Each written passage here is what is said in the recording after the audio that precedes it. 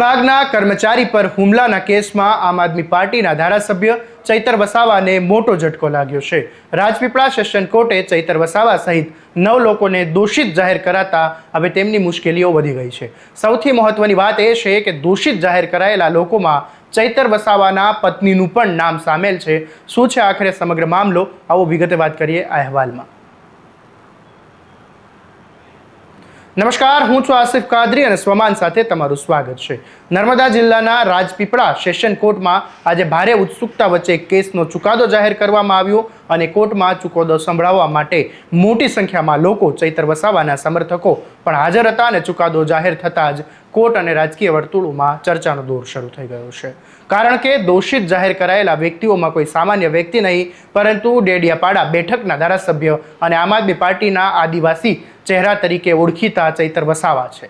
સમગ્ર મામલો વર્ષ 2023નો છે। ડેડિયાપાડા વિસ્તારમાં જંગલ ખાતાની જમીનને લઈને વિવાદ સર્જાયો હતો। તે દરમિયાન ફરજ પર રહેલા વન વિભાગના અધિકારીઓ અને કર્મચારીઓ સાથે ઘર્ષણ થયું હતું અને આ ઘટનામાં વન વિભાગના અધિકારીઓ પર હુમલો થયા હોવાના આરોપો હતા। સાથે જ ચૈતર વસાવા અને તેમના પત્ની સહિત કુલ 9 લોકો સામે ગુનો નોંધવામાં આવ્યો હતો અને આ કેસની શરૂઆત ચર્ચાનું કેન્દ્ર રહ્યો હતો। કારણ કે એક તરફ ચૈતર વસાવા અને તેમના સમર્થકો આ કેસને રાજકીય દ્વેષ સાથે જોડેલો ગણવામાં આવી રહ્યો હતો, તો બીજી તરફ સરકાર અને વન વિભાગ તરફથી કાયદાકીય કાર્યવાહી આગળ ધપાવવામાં આવી હતી। લાંબા સમય સુધી ચાલેલી કોર્ટની કાર્યવાહી, સાક્ષીઓની જુબાની અને વિવિધ પુરાવા ચકાસણી બાદ રાજપીપળા સેશન કોર્ટે આજે તમામ 9 આરોપીઓને દોષિત જાહેર કર્યા છે। વર્ષ 2023માં ફોરેસ્ટ ઓફિસર પર થયેલા હુમલાના આ કેસમાં ચૈતર વસાવા અને તેમના પત્ની સહિત કુલ 9 આરોપીઓ સામે કાર્યવાહી ચાલી રહી હતી। આજે કોર્ટે તમામ આરોપીઓને દોષિત જાહેર કર્યા છે અને હવે સજાની કાર્યવાહી હાથ ધરવામાં આવી છે।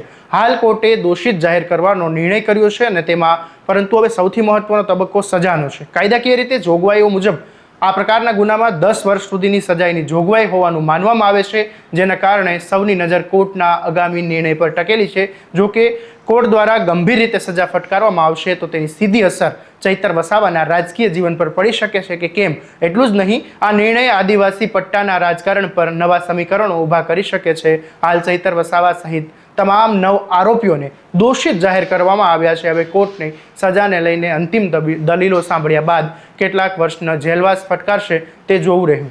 નર્મદા જિલ્લામાંથી લઈને સમગ્ર ગુજરાતના રાજકારણમાં આ કેસ ચર્ચાનો વિષય બન્યો છે। આ કેસમાં હવે સૌની નજર ટકેલી છે આગામી નિર્ણય પર। આ મામલે તમારું શું માનવું છે અમને કોમેન્ટ કરીને જરૂરથી જણાવજો અને વધુ અપડેટ માટે તમારા સ્વમાનને ફોલો અને સબસ્ક્રાઇબ કરી દેજો અને આ વિડીયોને વધુમાં વધુ શેર કરવાનું ભૂલતા નહીં।